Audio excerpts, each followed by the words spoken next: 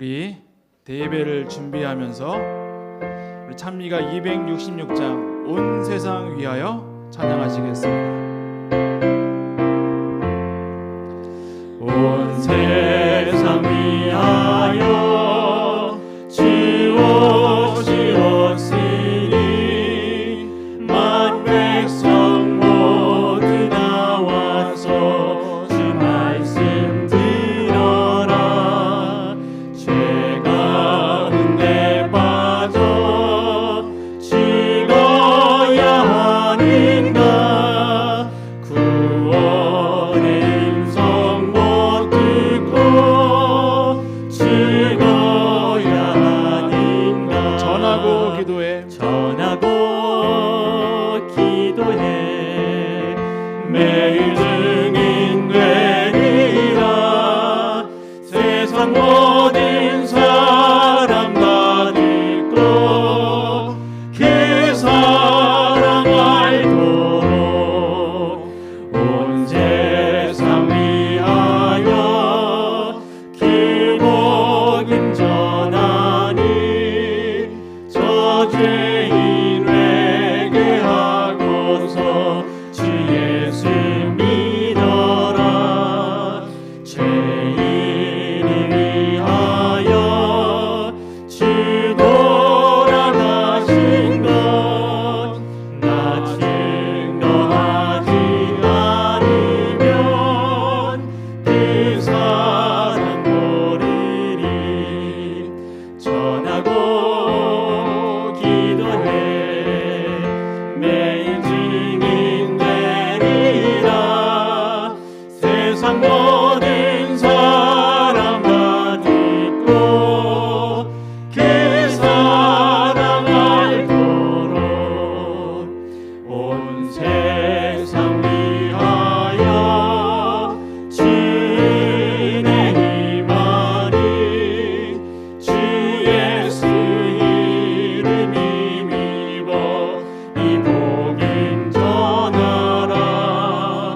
나 먼 곳에 가서 전하지 못하나 나 있는 바로 그곳에 이 복음 전하리. 전하고 기도해 매일 증인들이라. 매일 증인 되리라. 세상 모든 사람 다 듣고 그 사랑 알도록. 아멘. 우리 모두가 전하고 기도하여서 주님의 증인이 되시기를 간절히 소망합니다. 이 시간 다시 함께 주의 나팔 소리 찬양하겠습니다. 주의 나팔 소리 나고 세상 끝이 이르며 영광스러운 아침 동이 뜨겠네. 구원받은 성도들을 사방에서 보이고 오명할 때 나도 참여하겠네. 성도 오명하실 때에 성도 오명하실 때에 성도 오명하실 때에 나도 거기 가서 참여하겠네.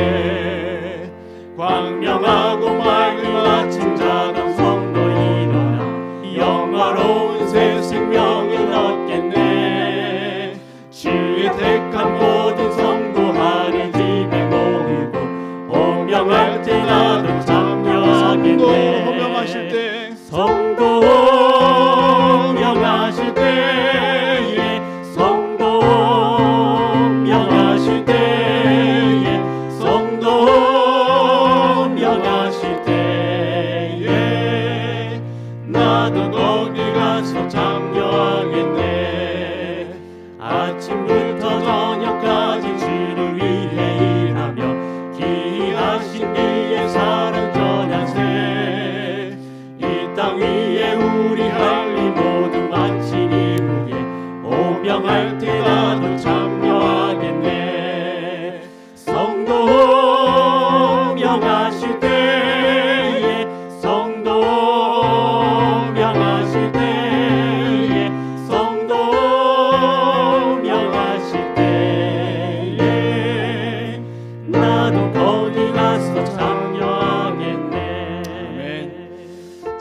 찬양을 너무나 좋아하는데요. 후렴에 어떠한 가사가 있죠? 성도 호명하실 때에 우리도 참여해야 되는 것입니다. 저는 그래서 이 성도라는 이 가사를 바꿔서 자신의 이름을 넣어서 한번 좀 찬양해보면 어떨까 하는 생각을 해봤습니다. 우리 함께 1절과 3절을 찬양하는데 성도 대신에 자신의 이름을 넣어서 한번 찬양해볼까요? 1절 다시 한번 찬양합니다. 주의 나팔 소리 나고 세상 끝이 이르며 영광스러운 아침곡이 들겠네. 구원받은 성도들을 사방에서 모으고 오명할 때 나도 참여하겠네. 자신의 이름을 넣어보겠습니다. 다시 한번요. 다시 한번요. 명하실 때에 나도 거기 3절입니다. 참여하겠네. 아침부터 저녁까지 주를 위해 일하며 기이하신 그의 사랑 전하세. 이 땅 위에 우리 할 일 모두 마친 이후에 오명할 때 나도 참여하겠네. 다시 한번요. 명하실 때에 명하실 때에 명하실 때에 나도 거기 가서 참여하겠네. 우리 모두가 예수님이 재림의 때에 함께 참여하시기를 간절히 바라겠습니다. 마지막 찬양입니다. 우리의 한 주간을 인도하신 하나님을 찬양하면서 내 인생 여정 끝까지 찬양합니다.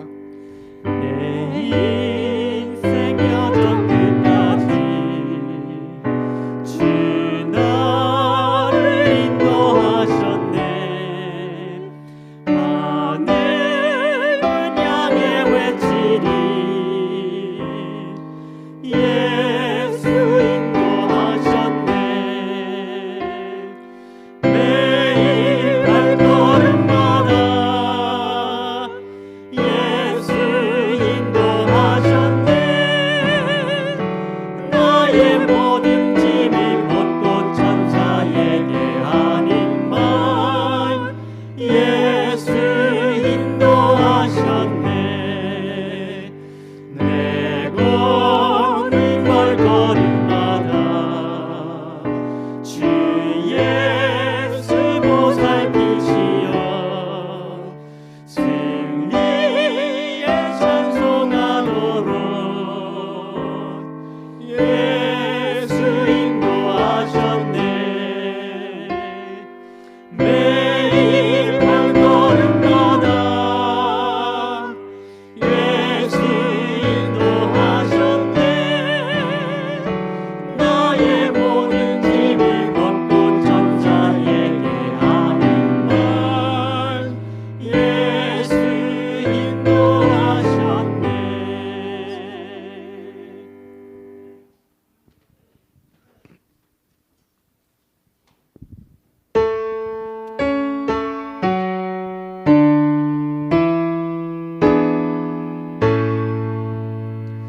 성부와 성자 성령 삼위께 영광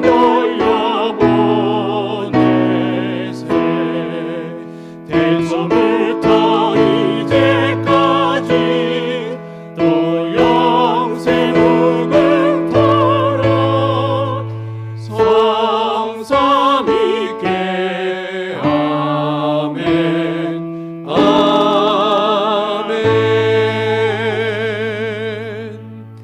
우리 하나님은 영광을 받으시기에 합당하신 분이십니다.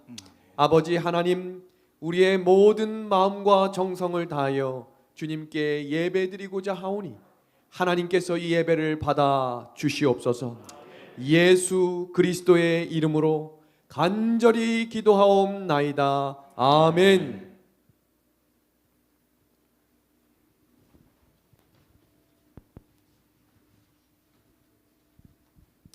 다 함께 교독문 760장 경배와 찬양을 교독하시도록 하겠습니다. 온 땅이여 여호와께 즐거운 찬송을 부를지어다. 기쁨으로 여호와를 섬기며 노래하면서 그의 앞에 나아갈지어다. 여호와가 우리 하나님이신 줄 너희는 알지어다. 그는 우리를 지으신 이요 우리는 그의 것이니 그의 백성이요 그의 기르시는 양이로다. 감사함으로 그의 문에 들어가며 찬송함으로 그의 궁정에 들어가서 그에게 감사하며 그의 이름을 송축할지어다. 여호와는 선하시니 그의 인자하심이 영원하고 그의 성실하심이 대대에 이르리로다. 아멘. 다 함께 찬미 37장을 부르시고 우리를 대표해서 청주중앙교회 김영만 집사님께서 기도 인도하시겠습니다.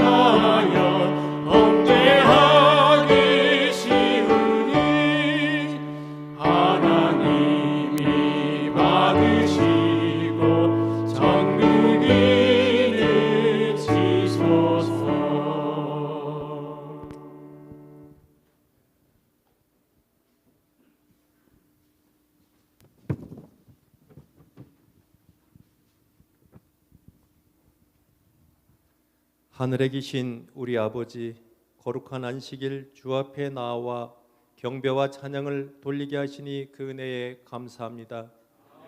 이번 한 주간 중청 앞에 온라인 전도회를 통해 생명의 말씀을 선포해 주시고 코로나19의 위험 속에서도 이처럼 귀한 복음을 증거케 하시니 더욱 감사를 드립니다. 이제 주님을 영접하고 주의 말씀을 순종하는 자녀로 살기 원하오니 저의 결심을 붙잡아 주시고 매 순간 자아를 내려놓고 성령님의 인도를 따르게 하옵소서. 한 주간 말씀을 선포를 위해 헌신하신 강사 목사님과 온라인 방송을 위하여 고생하신 중청합회 목사님들과 말씀을 듣고 하나님의 자녀가 되기로 결심한 마음들을 위해 하나님이 넘치는 복을 허락해 주시옵소서. 이 시간 꿀과 같은 구원의 말씀을 다시 한번 듣기를 원합니다. 세우신 종 윤호영 목사님께 성령의 권능을 입혀주시고 선포되는 그 말씀이 우리의 골수와 심령의 폐부를 찔러 회개하고 변함을 입게 하옵소서. 아멘. 예수 그리스도의 이름으로 기도하옵나이다. 아멘.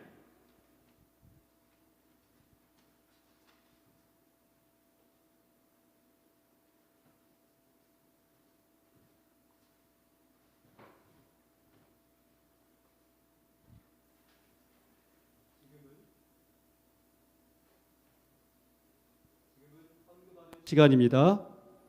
우리 헌금위원들께서는 앞으로 나와주시기 바랍니다.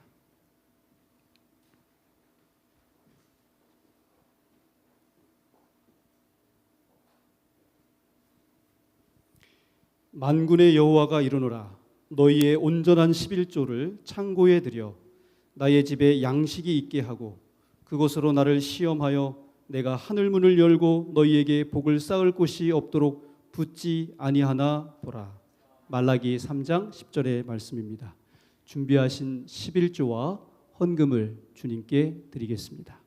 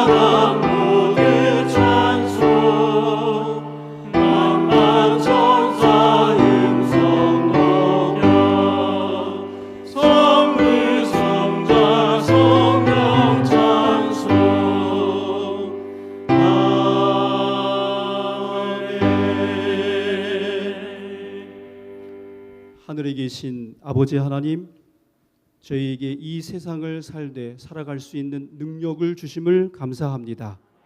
이제 지난 한 주간을 살면서 저희의 수입의 열의 하나와 감사함으로 예물을 구별하여 주 앞에 드리오니 주님 기뻐 받아 주시옵소서. 드린 손길과 마음들마다 하나님 복을 주시고 이 세상의 머리가 되어 주 앞에 영광을 돌리게 하시며 드려진 이 헌금으로 말미암아 하나님의 원하시는 영혼들이 구원함을 얻게 하여 주시옵소서. 예수님 귀하신 이름으로 기도합니다.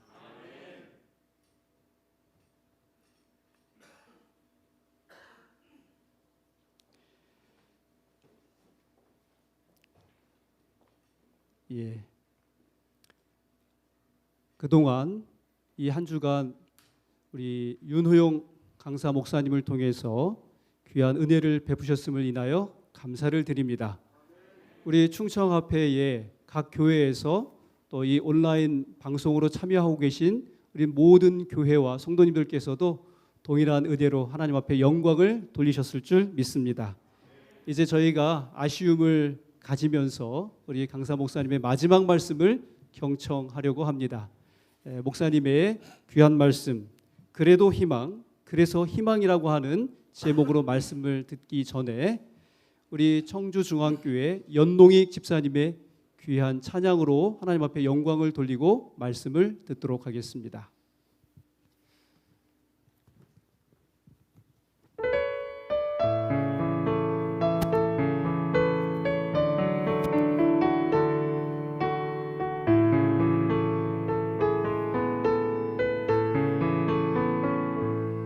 골고마 이 세상 길 소망 없는 나들의 길 방황하고 헤매이며 정처 없이 살아왔네. 의지할 것 없는 이몸 위로받고 살고파서 세상 역 따라가다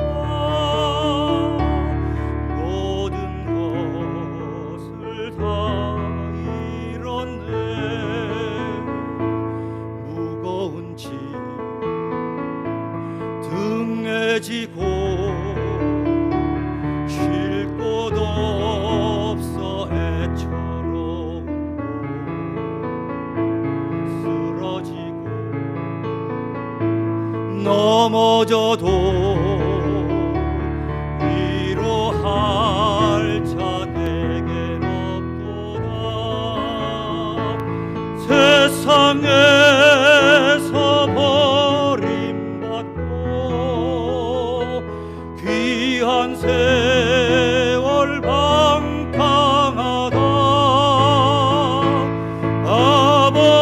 아버지를 만났을 때 죄인임을 깨달았네.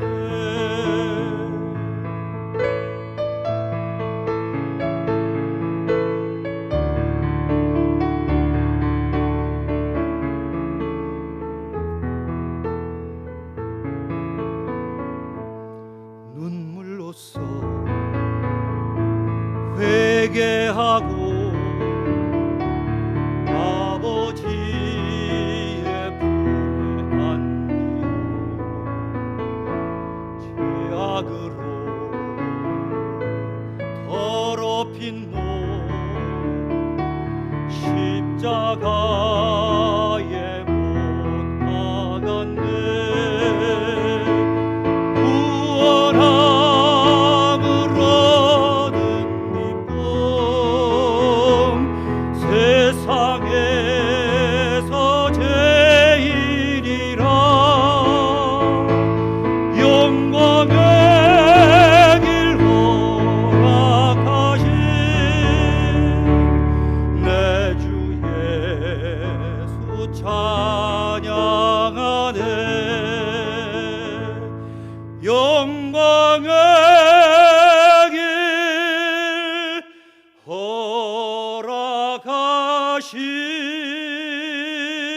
허락하신 내 주 예수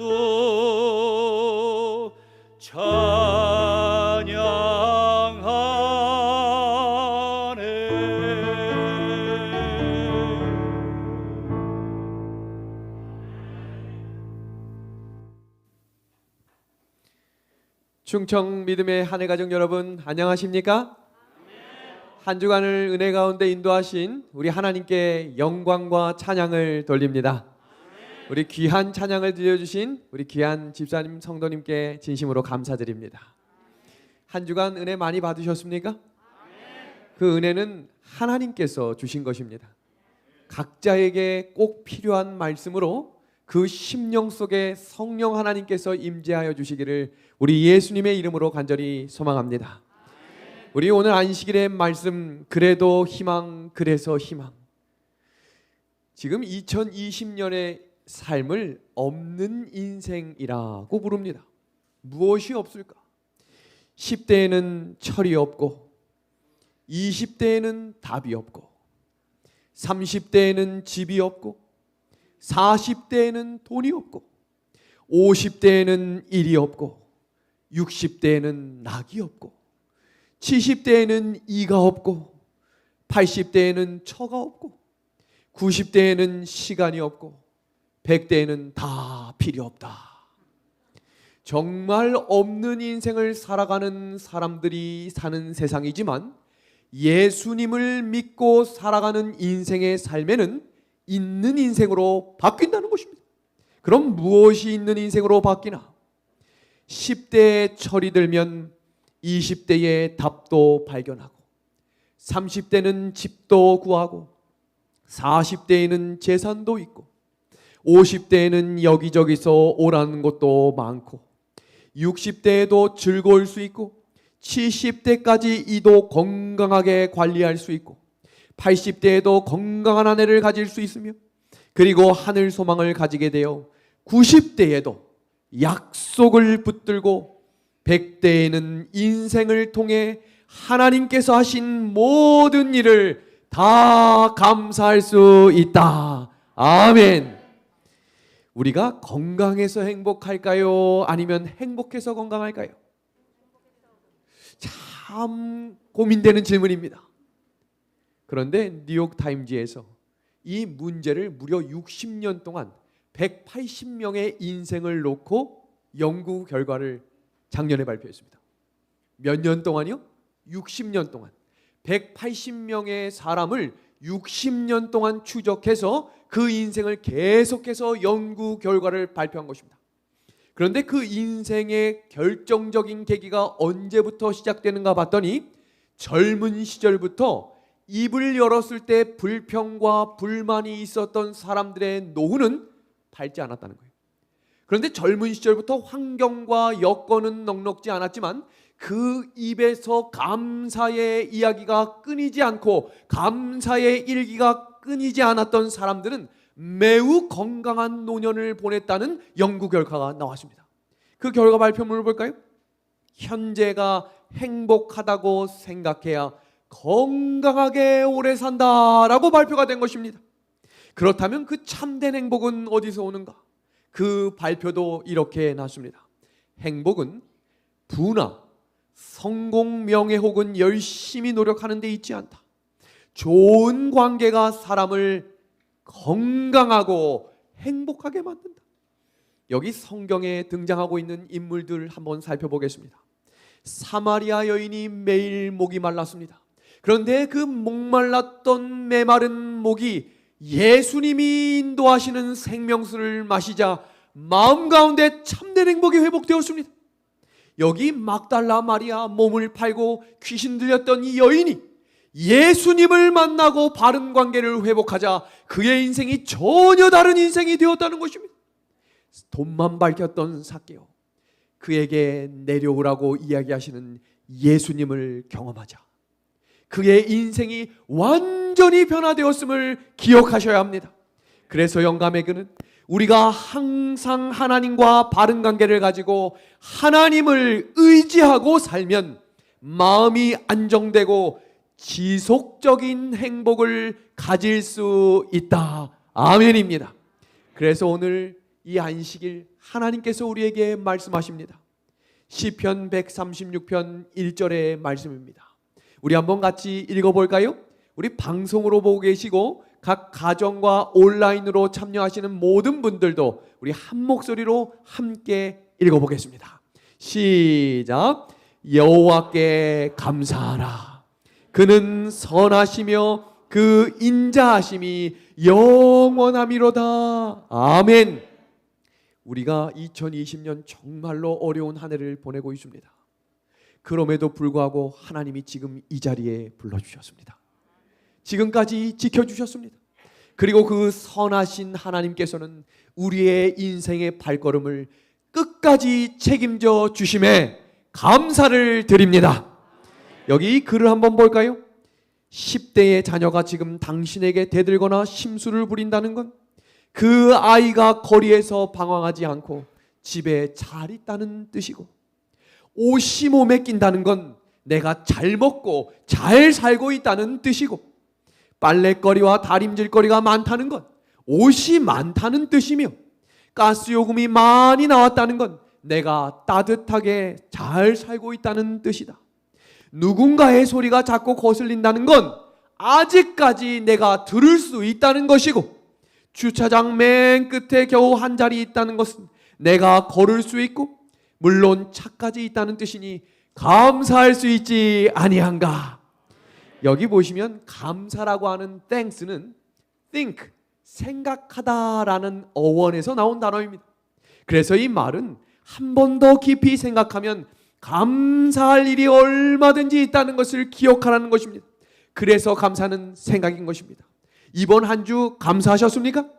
이번 한 주 하나님이 나의 삶에 찾아오시고 나의 마음 문을 두드려 주신 은혜를 하나님께 감사하시겠습니까?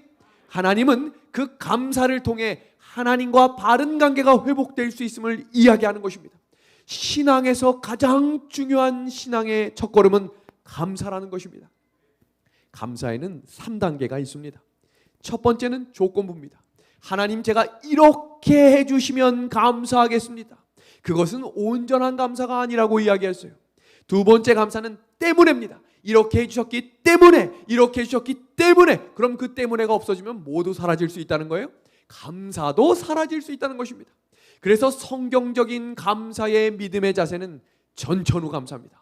그렇게 해주시지 않을지라도, 내 뜻대로 일들이 진행되지 않을지라도 우리가 한번 생각해 보시면 왜 내 삶에서 감사함이 사라졌는가? 내 계획대로 되지 않았기 때문입니다. 그런데 그 계획마저도 하나님께서 인도하고 계셨던 것이라면 감사할 수 있을까요?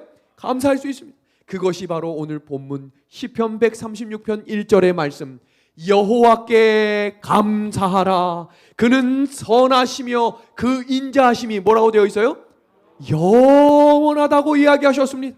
성경은 감사에 대해서 감사를 하든지 안 하든지라고 말하고 있지 않고 감사하라라고 말씀하셨어요.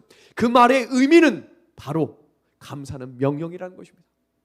성경 감사에 대한 단어를 찾아보니 무려 35번이 감사의 단어가 나왔습니다. 한번 살핍니다. 여호와께 감사하라. 너희는 여호와께 감사하며 그의 거룩함을 기억하며 감사하라. 강한 손으로 너를 인도하신 하나님께 감사하라.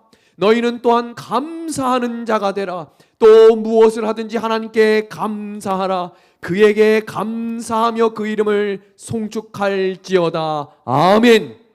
명령은 책임질 수 있는 사람만 내리는 것이 명령입니다. 하나님이 우리에게 감사하라라고 명령하신 이유는 하나님이 우리의 인생을 지금부터 마지막 재림의 순간까지 책임져 주시겠다고 약속하고 계심에 감사를 드립니다. 그런데 영감의 글을 볼까요? 우리는 기도도 별로 하지 않고 감사하기를 너무 적게 한다. 그럼 마지막 때의 삶의 특징을 성경은 무엇이라고 이야기하고 있는지를 살피겠습니다. 로마서 1장 21절입니다. 하나님을 알되 하나님을 영화롭게도 아니하며 뭐하지도 않는다고 되어 있어요? 뭐하지도 않는다고 되어 있어요? 감사하지도 아니하겠다고 그랬어요. 두 번째 디모데후서 3장 1절과 2절입니다. 말세에 고통하는 때가 이르러 사람들이 자기를 사랑하며 돈을 사랑하며 자랑하며 교만하며 비방하며 부모를 거역하며 무엇하겠다고 나옵니까? 감사하지 아니하며. 마지막 때에 우리 입에서 사라질 단어는 바로 감사입니다. 그래서 이 시대를 살아가는 우리에게 하나님이 명령하시는 단어는 너희는 하나님께 뭐 하라고요? 감사하라라고 이야기하고 있다는 사실입니다. 그 감사가 하나님의 명령이라는 사실은 우리의 삶에 유익이 되겠다는 것이겠죠. 이 그림을 한번 봐주시겠습니까? 뇌를 연구하는 뇌센터에서 똑같이 심장을 연구하는 일이 하버드 대학 연구소에서 일어났습니다. 도대체 사람의 생각과 행동을 주장하는 것이 과연 뇌에서만 있을 것인가? 그런데 2015년 뇌과학 연구소에서 다음과 같은 발표문이 발표되었습니다. 심장에도 60%의 기억과 의식을 저장하는 두뇌의 신경세포와 똑같은 뉴런 세포로 구성되어 있다. 그 말은 무슨 말이냐면 심장에도 마음이 있다는 것입니다. 그래서 여러분 마음이 어디 있습니까? 라고 하면 여기라고만 이야기하시면 안 되고 여기와 여기 두 군데의 마음이 있습니다 라고 이야기하는 것이 과학적입니다. 그래서 우리의 마음이 아프다라고 할 때는 머리만 아픈 게 아니라 어디도 아픈 거예요? 심장도 아픈 것입니다. 그러면 이 그림을 한번 보시겠습니다. 스트레스를 받을 때의 심장 박동수가 매우 불규칙적으로 뛰고 있는 장면이 있습니다. 그런데 이 뇌센터 연구소에서 그 스트레스를 받고 있는 사람에게 감사의 조건과 감사의 마음을 가질 수 있는 삶의 인도하심을 생각하게 했더니 그의 심장 박동수가 규칙적으로 바뀐 것입니다. 그래서 하나님께서 감사하라라고 하는 이 말씀은 과학적으로도 증명된 우리의 삶과 우리의 영적인 유익의 필수적인 마음이라는 것입니다. 그래서 그 발표문을 보겠습니다. 감사를 느끼면 수면의 질을 높여주고 우울감과 피로를 감소시켜주며 심장 기능을 유지하기 위한 효율성을 높여준다. 그래서 저는 몇 년 전부터 매일매일 감사일기를 씁니다. 근데 이 감사일기의 특징은 특별한 것을 쓰는 게 아니에요. 하나님, 오늘 우리 교회 집사님께서 감사할 수 있도록 건강을 회복시켜 주시니 감사합니다. 하나님, 오늘은 식당에 갔는데 우리 이모님이 깍두기를 하나 더 주셨습니다. 감사합니다. 아주 작은 것 하나하나를 감사할 수 있는 일기를 쓰게 되면서 제 첫째 아이와 둘째 아이가 자기 전에도 이런 습관을 갖게 하기 위해 두러누워 이야기합니다. 태서봐, 예서봐, 오늘 감사할 일이 뭐가 있었니? 라고 물으자 처음에는 없다고 이야기했어요. 그런데 이 둘째 아이가 7살 때 이런 얘기를 하는 겁니다. 내가 너무나 사랑하는 친구와 함께 같이 우리 집에서 잠을 자면 너무 감사하겠다는 거예요. 그거 못 해줄 이유가 뭐 있어요? 그래서 제가 그 친구를 초청했습니다. 근데 둘이 싸웠어요. 같이 잠을 자는데 뒤돌아서 자는 거예요. 그 다음날 제가 물었습니다. 예서봐, 어제 감사했니? 그랬더니 뭐 별로 감사하진 않았지만 그래도 같이 있으니까 좋던데? 이렇게 이야기하는 거예요. 성도 여러분, 불평하는 사람에게는 길이 닫히지만 감사하는 사람에게 길이 열린다는 사실을 기억하십시오. 세 글자로 우리의 삶을 한탄하는 단어는 죽겠네, 죽겠네입니다. 아이고 죽겠네, 아이고 죽겠네. 그런데 이 단어를 한 글자만 늘리면 이렇게 바뀌는 것입니다. 죽게 있네, 죽게 있네. 너무 쉽죠? 죽겠네를 뭐로 바꾸는 거예요? 죽게 있네, 죽게 있네 하는 것입니다. 누가복음 17장에는 문둥병자 10명이 등장합니다. 이들이 목소리를 높여 다윗의 자손이여 라고 외칩니다. 그리고 그 10명이 예수님 앞에 나옵니다. 여기서 중요한 것은 그들이 믿음을 가지고 있었기 때문에 예수님께 나왔다는 사실입니다. 믿음이 없으면 예수님께 나올 수 없어요. 오늘 이 말씀의 자리에 오신 여러분들에게 믿음을 주신 하나님께 감사합니다. 그 믿음을 하나님이 받으시겠다고 이야기하셨어요. 이야기했지요. 가서 너희의 몸을 제사장에게 보이라. 그런데 한 가지 특별한 사건이 시작됐습니다. 가는 도중에 무슨 일이 생겼습니까? 몸이 회복된 것입니다. 그 장면이 누가복음 17장 14절에서 16절입니다. 그런데 몇 명만 돌아왔다고 성경이 이야기합니까? 한 명입니다. 한 명. 근데 그 한 사람은 도대체 왜 돌아왔을까? 그 장면을 이해하기 위해 이 장면을 살핍니다. 성경 주석 10권 404페이지에 그는 사마리아인이었다라고 되어 있어요. 그러니까 나머지 9명과 다른 출신의 사람이었다는 것입니다. 그 이어지는 구절입니다. 이 사마리아인은 자기에게 갑자기 예기치 않게 주어진 치료의 축복을 받을 만한 자격이 없다고 느꼈기 때문에 하늘이 그에게 내려준 은사에 대해서 감사했다. 예수님이 그때 질문합니다. 10사람이 분명히 다 깨끗해졌을 텐데 어떻게 너 혼자만 왔느냐?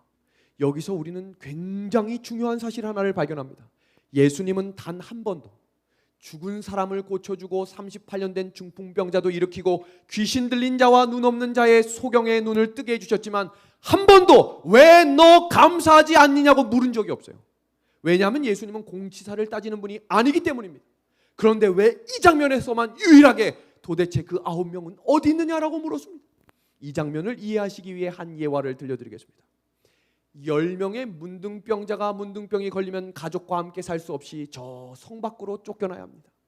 사랑하는 나의 아들, 딸이 쫓겨났다고 생각해 보세요. 얼마나 보고 싶겠습니까?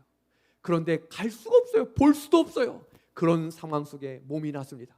얼마나 기뻤을까요? 집에 뛰어갔겠죠? 그럼 그 부모님이 그 아들을 얼마나 사랑스럽게 안아줬겠습니까? 돌아왔는데 일 시키겠어요? 안 시키겠어요? 죽었다 살아났는데 일 시키겠어요? 첫째 날부터 잔치를 벌이겠죠? 주목할 만한 사실은 그 잔치가 도대체 언제까지 갈까요?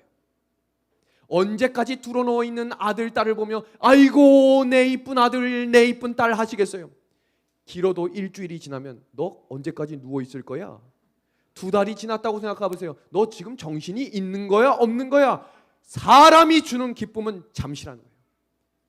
지금 하나님께서 예수 그리스도를 통해 그 9명이 어디 있느냐라고 물으신 이유는 사람이 주는 기쁨은 잠시 잠깐이며 하나님이 주시는 참된 기쁨을 누려야 하는데 그 9명은 어디 있느냐고 물으신 것입니다. 참된 행복과 새로운 삶의 은혜를 경험했던 그 한 명에게 가라라고 말씀하십니다. 주석의 말씀입니다. 하나님께 감사함을 잃어버린 자들은 그분을 완전히 잃어버릴 중대한 위험 가운데 있다는 것입니다. 우리의 인생에서 감사의 말이 끊어지거나 감사의 마음이 끊어지면 안 됩니다. 우리 믿음의 한 해 가족 여러분, 우리 자녀들을 얼마나 사랑하십니까? 우리 자녀만큼 손들을 얼마나 사랑하십니까? 그럼 이 말씀을 주목해서 보십시오. 만일 이 시대를 사는 어린이와 청년들이 제대로 가르침을 받았더라면 어떠한 영광과 찬미와 감사가 그들의 입술에서 하나님께 올려졌을 것인가? 감사를 배운 어린이들과 청년들은 하나님을 잊지 않고 기억할 것이다. 왜 이제 이것이 이렇게 중요한지 아시겠습니까? 여기 한 집사님이 계셨습니다. 지금은 전도사님이신데 이분이 간증을 하는 장면을 제가 보았습니다. 집사님의 남편은 농협연수원에서 교수로 지내시다가 세상과 친하게 지냈던 남편이었어요. 근데 이 집사님은 교회에 출석하긴 출석하셨지만 날라리 교인이었다고 본인 입으로 이야기했습니다.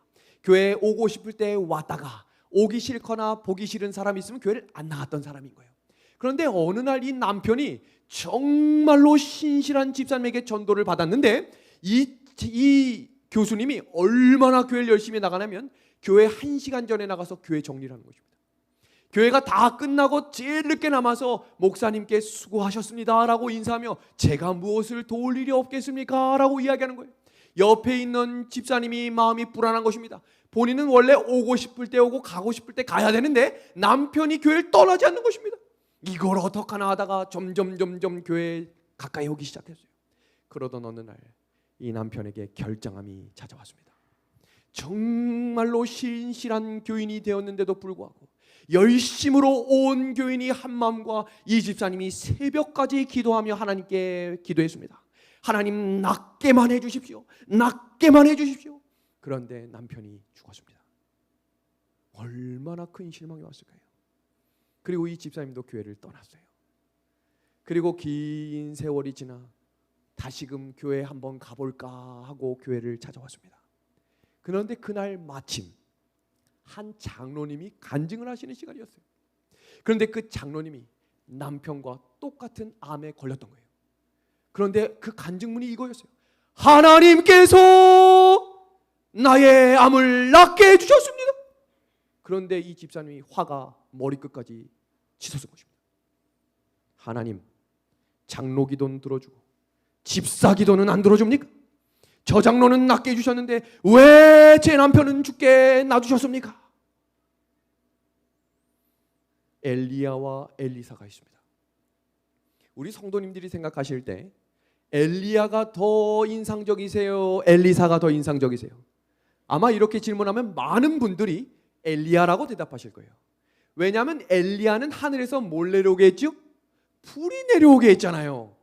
그런데 성경을 자세히 읽어보면 기적이 그게 끝입니다. 엘리야는.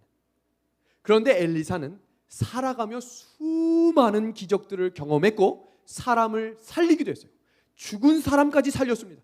그럼 누가 더 하나님께서 귀하게 사용하셨다고 이야기할 수 있어요? 성경적으로 엘리사예요. 그런데 우리가 아는 것처럼 엘리야는 뭘 타고 하늘로 살아서 올라갔죠? 불병거입니다. 그러면 엘리야보다 더 많은 사역과 능력과 일을 했던 엘리사는 천사들이 와서 직접 데려가야 되는 거 아니겠습니까? 그런데 어떻게 죽었는지 보겠습니다. 병들어 죽었어요.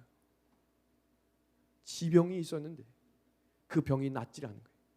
그래서 어떻게 죽었냐면 시름시름 앓다가 죽었습니다. 그럼 엘리사가 마음으로 방금 전 그 집사님처럼 하나님 어떻게 저에게 이러실 수 있습니까? 제가 교회에서 얼마나 헌신하고 하나님밖에 모르고 살았는데 우리 엘리야 선지자님은 지금 하늘로 데려가고 저는 이렇게 아파 있으면 사람들이 저를 뭘로 보겠습니까? 라고 이야기할 수 있지 않겠습니까? 그러나 엘리사는 단 한마디의 불평과 불신을 하지 않았어요. 왜 그랬을까? 영감의 글입니다. 그는 감사하는 믿음으로 하나님의 약속을 굳게 붙잡았고 항상 자기의 주위에서 위로와 평화를 주시는 하늘 사자들을 보았다. 이것입니다. 하나님께서 하나님의 뜻을 이루실 것을 믿음으로 전진한 것입니다. 믿음의 하늘 가족 여러분, 데살로니가전서 5장 18절에 이렇게 말씀하십니다. 범사에 감사하라. 이것을 영어로 이야기하면 everything이에요. 이 말은 모든 것을 감사하는 것입니다. 데살로니가전서는 재림을 기다리던 데살로니가 교회 성도들에게 쓴 편지입니다. 마지막 때의 삶을 살아가는 성도들의 삶에서 반드시 있어야 될 삶은 감사의 마음이라는 것입니다. 신학과 4학년 시절에 목회 일정을 마무리하고 집으로 돌아오는데 기숙사 생활을 했거든요. 저희 집이 경상북도 봉화입니다. 근데 그날 이 마음 웅크하게 어머니가 너무 보고 싶은 거예요. 다 컸다고 생각했어요. 군대도 다녀왔고 이제는 내가 다 컸다고 생각했는데 마음 한켠에 어머니가 너무 보고 싶은 거예요. 그래서 그날 저녁 차를 렌트해서 아버지께 전화를 드렸어요. 아버지, 제가 지금 시간이 10시 반인데 제가 지금 집에를 좀 잠시 가겠습니다. 아이고, 너무 늦은 거 아니야? 조심해서 오면 좋겠다. 수화기 너머로 기쁘고 반가운 목소리를 들으니 더 기분 좋게 내려가게 되었습니다. 그리고 제가 서울에 같이 살고 있었던 형님에게도 같이 가자고 제안을 하고 우리 둘은 저녁 10시 반에 렌트한 스타렉스를 끌고 내려가기 시작했습니다. 제가 이사를 간 것은 고등학교 3학년에 이사를 갔기 때문에 군대를 다녀오고 대학을 다니면서 집을 굉장히 자주 못 갔었어요. 그래서 운전 미숙인데 밤길에 운전을 하니 시골길을 거의 다 왔는데 그 당시는 내비게이션이 지금처럼 좋지 않던 시대였습니다. 핸드폰도 하루 종일 썼기 때문에 깜빡깜빡이며 내비게이션을 끄고 간판만 보고 찾아가던 그 시간, 시골길을 잘못 들어갔어요. 근데 잘못 들어갔는데 문제는 외길인데 뒤로 빠꾸를 하려니까 할 수가 없는 거예요. 정말로 잘못 왔어요. 이젠 전등도 없이 앞이 너무 어두워요. 이제 뒤로 후진을 하고 나가야 합니다. 띠리리리리리리리 뒤로 나가기 시작하는데 문제가 생겼습니다. 바퀴 한쪽이 논두렁에 빠진 것입니다. 우리 형이 화가 머리끝까지 났어요. 나 피곤해 죽겠는데 괜히 오자고 해가지고 지금 너 이거 뭐하는 짓이야? 제 마음에 속상함이 들기 시작했습니다. 잘하려고 했는데 잘하려고 할수록 더 안 되는 거예요. 근데 어디서 본 건 있어가지고 논두렁에 있는 돌들을 모아서 바퀴 밑에 깔고 형님에게 뒤에서 밀어달라고 했습니다. 밀려고 하자 문제가 생겼어요. 바퀴가 헛바퀴로 돌면서 차가 더 빠진 것입니다. 더 이상 나갈 길이 없었어요. 그래서 고민하다가 핸드폰을 보니 배터리가 거의 끝난 것입니다. 어쩔 수 없이 전화를 했어요. 어디에 전화했을까요?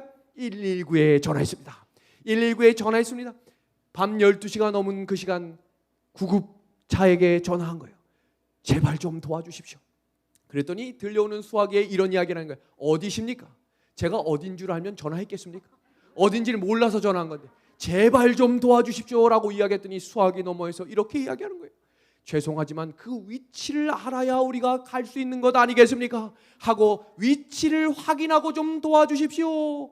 그때 핸드폰은 마지막 1% 깜빡깜빡이고 있었어요. 이제 더 이상 주저할 수 없이 아버지께 전화를 했습니다. 똑같이 이야기했어요. 아버지, 상황이 바퀴가 빠졌고 여기가 어딘지를 모르겠는데 지금 톨게이트를 나와서 비슷한 길, 우리 집 가는 길이랑 너무 비슷한 그 길에 내가 빠져 있으니 도와주십시오 하는 그 순간 핸드폰이 꺼졌어요. 이제 이러다 밤샐 수 있는 형님의 눈치를 보다 밤이 지새우는데 화가 나기 시작하는 거예요. 119에도 화가 나고 지금 운전 못한 나도 화가 나고 이렇게 아무것도 보이지 않는 이곳에서 도대체 나는 무엇하고 있는가 화가 난 것입니다. 그런데 시간이 1시간이 채지지 않아 구급차 소리가 나기 시작했습니다. 윙윙윙윙윙 도대체 이건 무슨 소린가? 누가 오고 있는가 봤더니 그 앞에 저희 아버지가 차를 끌고 구급차와 소방차를 대동하고 오기 시작하는 것입니다. 알고 보니 아버지에게 제가 일렀거든요. 119가 제 전화를 끊었습니다 라고 이야기했더니 저희 아버지가 사실 이장님이셨어요. 그래서 야가지고 지금 우리 아들이 지금 이러고 있는데 우리 함께 가봅시다 하고 왔습니다. 그런데 결국은 너무 외길이어서 그 당시 우리 아버지 차 스포티지가 그 스타렉스를 꺼내줬습니다. 성도 여러분, 아버지를 부르면 하나님의 군대와 함께 우리를 이끌어 주시겠다라고 약속해 주셨습니다. 그것이 바로 야곱이 하나님께 간곡히 기도하며 도와달라고 기도했던 마하나임의 하나님, 군대의 주 하나님께서 우리의 어려움을 지켜주시겠다고 약속하신 것입니다. 로마서 8장 28절의 말씀입니다. 우리가 알거니와 하나님을 사랑하는 자 곧 그 뜻대로 부르심을 입은 자들에게는, 우리 함께 읽어볼까요? 모든 것이, 시작, 모든 것이 합력하여 선을 이루느니라. 아멘. 영감의 글은 하나님께서는 각자를 위한 특별한 장소를 가지고 계십니다. 그분께서는 모든 사람에게 자기 일을 주신다. 오늘 다니엘의 이야기를 특목고에 입학한 학생으로 이야기하겠습니다. 당시 다니엘이 18살이었기 때문에 고등학교 나이죠. 특목고에 입학하는 게 쉬워요, 어려워요? 초등학교 2학년 때부터 남들보다 3시간씩 적게 자야 들어가는 것이 특목고입니다. 남들도 들어가고 싶어하는 그 특목고에 입학을 하였습니다. 근데 교장 선생님이 오셔서 너희를 위해 준비한 특식을 앞으로 열심히 먹어라 라고 했는데, 학생이 교장 선생님한테 찾아가서 뭐라고 이야기하냐면 저 급식 안 먹겠습니다 라고 이야기한 거예요. 얼마나 버릇없고 얼마나 어처구니 없는 일입니까? 이어지는 장면, 다윗이 노년이 되어 법이 만들어졌어요. 기도하지 말아라. 그런데 골방이나 지하방에서 기도하면 안 된다라는 구절이 없기 때문에 숨어서 기도해도 됐어요. 그런데 다니엘은 숨지 않고 전에 하던 대로 기도합니다. 왜 그런 줄 아십니까? 사단이 그 법을 만들었다는 것을 알고 있었기 때문이에요.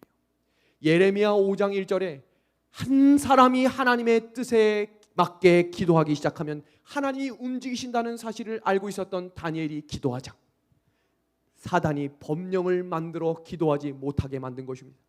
그런 상황 속에 기도를 물러서는 사람이 되어서는 안 되는 것입니다.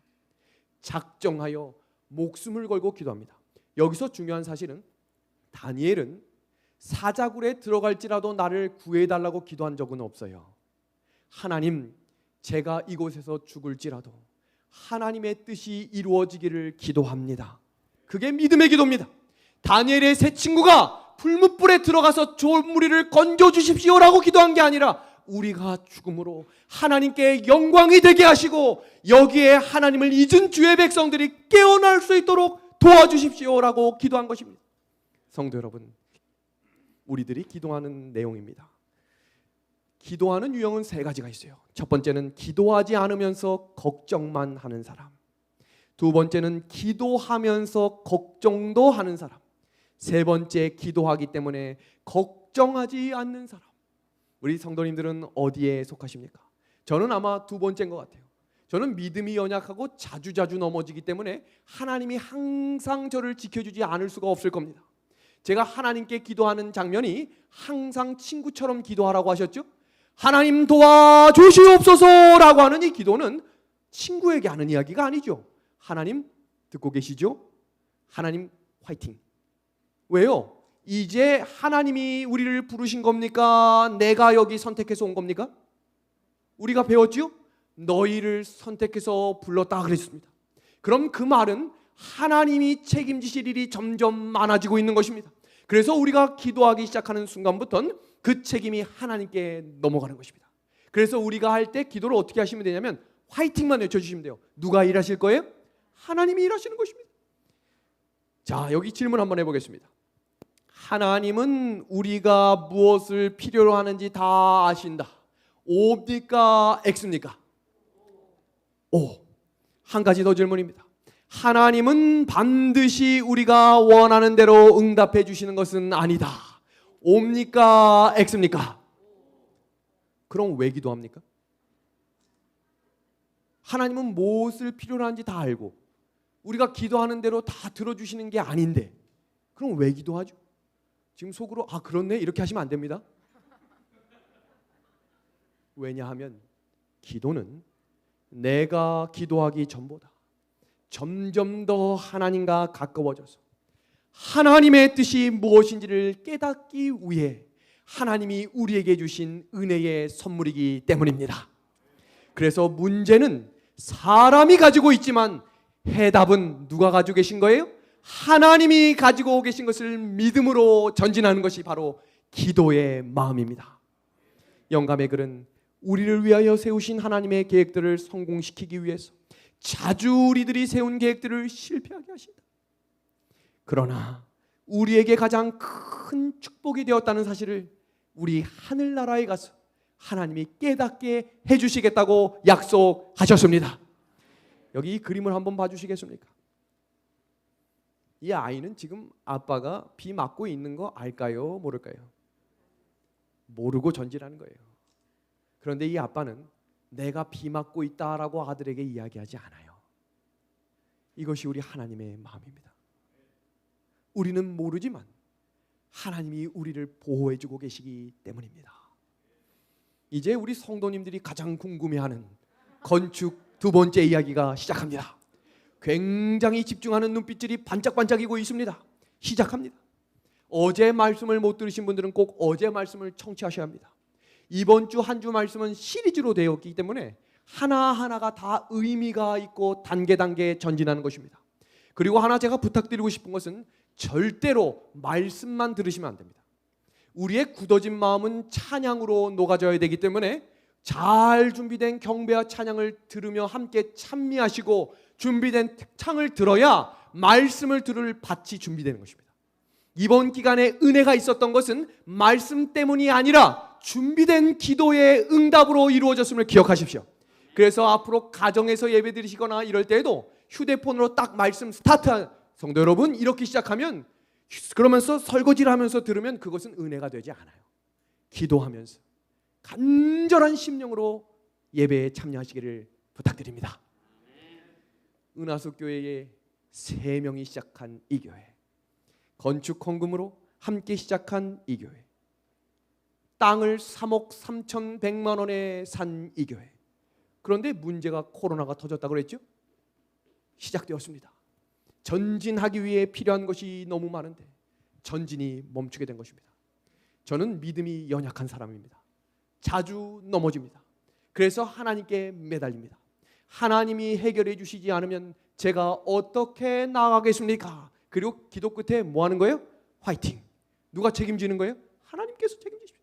서울에 볼 일이 있어서 병원에 들려 건강검진을 마치고 산에 올라가 기도하며 답답한 심령을 하나님께 토로했습니다. 하나님이 살아계심을 보여주십시오. 제가 이 답답한 마음과 이 코로나로 시작된 그때 가장 많이 들렸던 이야기는 건축을 포기하고 땅을 되팔라는 이야기가 주변에서 들려오기 시작했고, 지금 이런 시기에 무슨 건축은 건축이냐, 교회를 합병하는 것이 더 합리적이라는 선배들의 이야기도 듣게 되었습니다. 그런 와중에 하나님께 기도할 때 하나님이 저에게 이렇게 이야기하셨어요. 무지개를 보여주셨어요. 아무것도 없는 비가 내리지 않는 곳이었지만 삼육병원 안에 있는 에덴동산 분수대 위에 무지개가 떴습니다. 그리고 제 마음속에 떠올랐던 한 말씀이 두려워 말아라. 내가 너와 함께하겠다. 참으로 너를 도와주겠다. 그래서 제가 그때 생각났던 한 단어가 있습니다. 기도의 자리를 회복해야겠다. 제가 대학교 4학년 시절에 강사 목사님이 오셔서 신앙부흥회를 할 때 이렇게 이야기하셨어요. 새벽에 기도하는 기도를 하나님이 땅에 떨어뜨리지 않으신다. 5시 반에 일어나서 오약봉에 올라갔습니다. 그때에도 기도하던 선배들이 있었어요. 4시 반에 일어나 새벽에 오약봉에 올라갔습니다. 그때에 기도했던 선배들이 있었습니다. 새벽 4시에 일어나 오약봉에 기도하러 올라갔습니다. 그때 나무를 붙들고 기도했던 믿음의 동역자들이 있었습니다.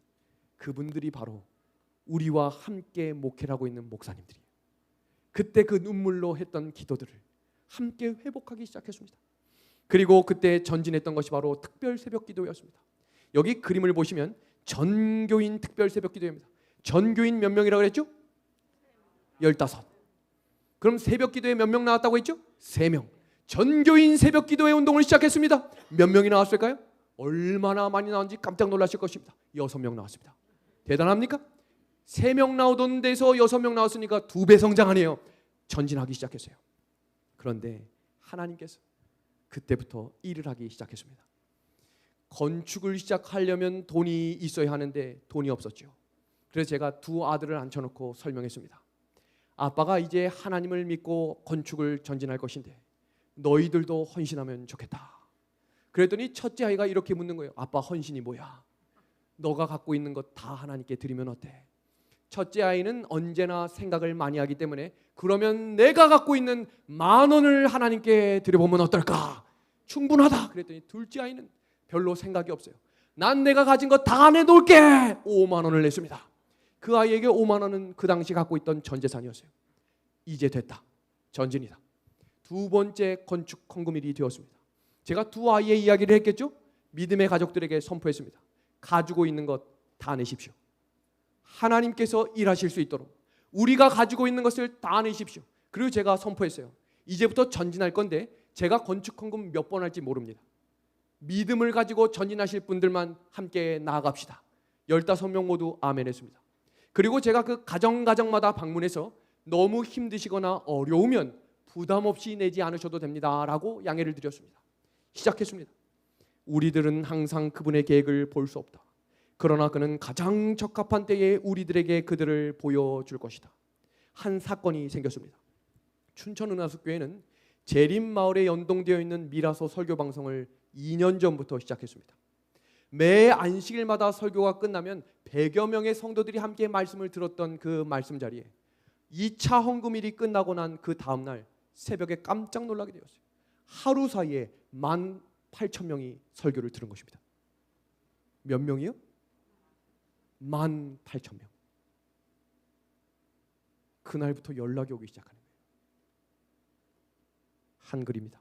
목사님, 행복한 안식일입니다. 저는 춘천 은하숙교회에 많은 성도님들이 있을 거라고 생각했는데 제가 3명이 와도 지금처럼 설교합니다. 그러니까 방송을 들으시는 분들은 춘천 은하숙교회가 150명 정도 되는 교회인 줄 아셨던 거예요. 그런데 제가 2차 헌금일 때 발표했거든요. 지금 이곳에 앉아 계신 분은 4명입니다. 그러나 하나님께서 이 교회를 붙드실 것으로 믿으며 전진합니다. 근데 이분은 호주에 사시는 분인데 이렇게 이야기한 것입니다. 춘천 은하숙교회 설교로 자고 있던 저의 영혼이 먼저 깨어지고 저를 통해 오랫동안 교회를 떠났던 저의 누나가 교회를 다시 찾아오게 되었습니다. 이어지는 또 다른 글입니다. 목사님, 늦은 시간에 톡을 드립니다. 춘천 은하숙교회 앱에 들어가서 여러모로 찾아보아도 계좌번호가 없어서 부끄럽지만 목사님께 연락을 드립니다. 은하숙교회 건축 헌금을 조금이라도 드리고 싶은데 너무 보잘것이 없어 몰래 드리려고 찾아봐도 안 보였습니다. 부끄럽지만 저희는 가진 게 빚이라 버는 대로 빚을 갚아야 열심히다 보니 모아놓은 곳이 없어서 목돈을 드릴 수가 없어 매달 결산할 때마다 조금씩 드리고 싶습니다. 저희 가정은 매월 10만 원씩 은하숙교회 건축빚이 없어질 때까지 헌금하겠습니다. 하나님께서 숨어있는 주의 백성들을 깨우시기 시작했습니다. 교회를 다니지 않던 백성들, 코로나로 인해 교회가 문이 닫히자 하나님의 살아있는 백성들이 말씀을 듣기 시작한 것입니다. 그렇게 1층이 올라갔습니다. 이제 잔고가 또 영원이 되었습니다. 이제 3차 헌금일이 된 것입니다. 제가 설교를 할 때마다 가장 마음에 부담인 것은 눈물로 호소할 때마다 우리 은하숙교회 가족들이 얼마나 힘들지는 않을까. 그런데 우리 77세 할머니가 제 등을 두드려주며 아이고 우리 윤 목사 너무 불쌍해 그래요. 그럼 됐습니다. 저를 불쌍히 봐주십시오. 제가 가진 것도 없고 할 수 있는 것 없지만 하나님께서 전진하라 하셨으니 전진합니다. 그 다음날 또 한 번의 편지가 왔습니다. 목사님, 얼마 전부터 제 아내도 말씀 듣기를 시작해서 많은 은혜를 받고 새 생명을 얻은 것 같다고 하더니 오늘은 건축 헌금을 조금이라도 참여하고 싶다고 입금하다네요. 은혜롭게 말씀을 통해 다시금 저와 제 아내에게 하나님을 만나게 해주셔서 진심으로 감사드립니다. 이게 어떤 분의 간증인지 보십시오. 목사님의 말씀을 듣고 아내와 논의 후 이번 주 안식일부터 교회에 참석하기로 했습니다. 10년 만에 교회를 다시 찾은 것입니다. 또 다른 글입니다. 안녕하세요. 저는 미국에 사는 누구입니다. 매일매일 험난한 세상을 살려가보니 참 버겁고 잠깐 교회가 오픈했다가 이제 미국도 약 8개월 동안 교회를 가신 적이 없는 것입니다. 그러던 중 성경을 다시 읽게 되었습니다. 교회 건축될 때까지 하나님의 은혜가 가득하기를 기도합니다. 이제 2층이 올라가기 시작한 것입니다. 은하수 교회의 헌금은 큰 돈이 들어온 적은 한 번도 없어요. 10,000원, 20,000원, 가장 작게는 7살 나이에 1,000원까지 그렇게 작은 벽돌 하나하나가 들어오기 시작했습니다. 또 한 분의 집사님이 연락이 오기 시작했어요. 춘천 은하수 교회는 어떤 교회인가요? 설교 말씀도 직접 듣고 싶은 마음이 있지만 한편으로는 그렇게 많은 모임들을 불평 없이 참석하고 계시며 아멘으로 화답하시는 성도님들도 대단하신 분들 같아서 만나고 배우고 싶은 마음입니다. 은하수 교회는 매일 기도하는 사람이 매일 기도합니다. 매일 사회 보는 분이 매일 사회 봅니다. 사람이 없기 때문입니다. 그럼에도 불구하고 전진하기 시작했습니다. 그러던 어느 날 제주도에서 전화가 왔습니다. 저희 가정이 이사를 가려고 고민하던 중에 춘천으로 이사를 가려고 결정했는데 우리 두 부부가 은하수 교회를 같이 섬기고 싶습니다. 장로님이 없는 교회에 장로님 가정이 이사 오게 되었어요. 한 달 후에 서울에서 전화가 왔습니다. 저는 은퇴한 누구입니다. 춘천으로 이사를 가고 싶은데 춘천 은하수 교회에 하나님의 성전을 짓는 일에 함께 동참하고 싶습니다. 두 가정이 회복되었습니다. 이제 22명이 된 작은 교회가 된 것입니다. 또 전진합니다. 저는 몸은 멀리 있고 은하수 교회의 이름은 울려 있지 않지만 은하수 교회 교인으로 살고 있습니다. 노란 글씨입니다. 은하수 교회에서 오랜만에 송영을 부르는데 마음이 울컥할 정도로 벅차 올랐습니다. 맨 밑에 노란 글씨 볼까요? 전진 또 전진입니다. 우리 교회의 찬양대장님은 제가 솔직히 그분에게도 이야기했지만 노래를 잘하는 분이 아닙니다. 음을 잘 못 잡으세요. 그런데 그 찬양을 듣고 마음에 눈물을 흘리는 성령의 역사가 일어난 것입니다. 그렇게 교회가 2층으로 올라가기 시작했습니다. 깜짝 놀랄 만한 편지가 도착했습니다. 목사님 안녕하세요. 저는 춘천은하수교회 말씀을 듣고 있습니다. 저는 망막전증이라는 수술을 해야 하는데 그 수술비를 은하수교회 건축헌금으로 드리기를 원합니다. 그러자 어떤 일이 일어났는지 보겠습니다. 일주일이 지나지 않아 목사님 저는 안과 의사입니다. 새벽 기도를 통해 함께 기도하고 있는 내용을 듣고 싶습니다. 그 집사님을 돕고 싶은데 그 안과 헌금 내신 분 있죠? 그 눈 망막전증 저희가 그분을 치료하고 싶은데 그분과 저희를 연결해 주실 수 있겠습니까? 어떤 일이 벌어졌는 줄 아시나요? 모든 비용을 그 의사 선생님들이 부담해 주신다고 수술하라고 하시네요. 이 큰 사랑을 받아야 할지 모르겠습니다. 그렇게 3층까지 올라가기 시작했습니다. 그리고 이제 이 은하수교회 건축하는 장면을 보는 모든 분들이 은하수교회는 은혜를 입어서 성전이 건축될 것을 믿는다라고 이야기합니다. 그리고 벽돌 한 장 한 장의 헌금을 통해 교회를 떠받치는 한 기퉁이의 돌이라도 되고 싶은 마음을 이야기하며 또 전진하기 시작했습니다. 그리고 또 한 편의 편지가 도착했습니다. 아버지의 장례식의 금액을 은하수교회 건축 헌금으로 되겠다는 거예요. 그래서 무슨 이야기인지 여쭤봤더니 아버지가 살아생전의 삶이 영혼구원이셨기 때문에 저 또한 그 길을 따르도록 하겠습니다. 주님께서 시작하신 교회 건축이오니 주님께서 온전히 맞추실 줄로 확신합니다. 아멘. 믿음으로 전진하시길 바랍니다. 그렇게 외관 건축이 마무리되었습니다. 제가 중간중간 내용을 다 이야기하지 못하는 이유는 중간중간 마음 다치며 상할 일들이 많이 있었지만 그래도 묵묵히 전진하는 것입니다. 그런데 충격적인 한 통의 편지가 왔습니다. 목사님, 저는 암 환자입니다. 3년 전 유방암에 발병하여 수술 후 병원 의사의 지시에 따라 항암 8회와 방사선 33회와 표적 치료 14회를 마치고 검사하던 과정 중 수술 후 9번의 항암을 받았습니다. 이제 항암을 포기하고 창조하신 하나님께서 고쳐주실 것을 믿고 말씀과 기도와 하나님이 주신 음성으로 모든 것을 하나님께 맡깁니다. 이제 주님이 허락하신 죽음이 두렵지 않다는 것을 깨닫고 은혜로 살려고 합니다. 그렇게 교회에 벽돌이 올라가기 시작했고, 지금 이 장면이 바로 어제까지 진행된 교회 건축 과정입니다. 춘천 은하숙교회는 지난 4개월 동안 헌금으로 얻은 금액이 4억 4,200입니다. 하나님이 일하고 계십니다. 물론 그 가운데에 우리 은하숙교회의 모든 헌신들이 한 마음으로 드릴 수 있는 모든 것을 다 드렸습니다. 그리고 이제 나머지 일들을 하나님이 하고 계심에 감사를 드립니다. 하나님께서는 위대한 사람이 앞장서지 않아도 예수님은 상관이 없어요. 예수님은 평범한 사람을 통해 위대한 일을 이루시는 분이기 때문입니다. 믿음의 성도 여러분, 성도가 연합을 유지하는 한 교회는 달같이 아름답고 해같이 맑고 기치를 버린 군대같이 어미 있게 나아갈 것입니다. 그 어떤 것도 교회의 발전을 막을 수 없을 것입니다. 교회는 승리에 승리를 더하며 전진하여 세상의 복음을 선포하는 그 거룩한 사명을 영광스럽게 성취할 것입니다. 우리 전도회를 마무리하며 영접하는 자, 그 이름을 믿는 자들에게는 하나님의 자녀가 되는 권세를 주겠다고 약속하셨습니다. 그 믿음의 구원은 은혜를 통해 믿음으로 말미암아 주시는 선물임을 기억하심으로 살아계신 하나님의 말씀을 들으십시오. 그 하나님과 전진하십시오. 그래서 하나님을 믿는 우리의 믿음을 굳게 하십시오. 이전보다 더욱 강한 소망을 갖도록 하십시오. 하나님이 여기까지 우리를 도우셨던 것처럼 끝까지 우리를 지켜주실 것입니다.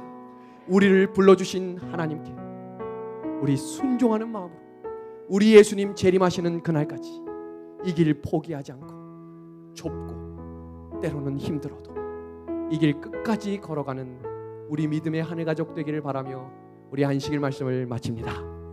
우리 말씀을 생각하며 좋으신 하나님 우리 함께 찬미하고 기도하겠습니다. 좋으신 하나님, 좋으신 하나님, 참 좋으신 나의 하나님. 복음의 빛으로 복음의 빛으로 소망을 주시는 참 좋으신 나의 하나님. 진리의 백성을 진리의 백성을 보호해 주시는 참 좋으신 나의 하나님. 참 좋으신 나의 하나님, 참 좋으신 나의 하나님. 하나님 우리 아버지, 우리에게 말씀을 주셔서 감사합니다. 말씀 대신 예수님을 따라가므로 이 길 끝까지 전진하게 하여 주옵소서. 하나님의 말씀을 개인의 구주로 영접한 우리 귀한 주님의 성도들에게 한량없는 은총으로 옷 입혀주시고 의의 옷을 입음으로 주의 자녀로 새로 태어날 수 있도록 인도하여 주시옵소서. 이제는 하늘아버지의 영광과 예수 그리스도의 십자가의 은혜와 성령의 감동하심이 주의 귀한 충청 성도들의 마음마다 충만히 임하여 주시기를 예수님의 이름으로 축원하옵나이다. 아멘.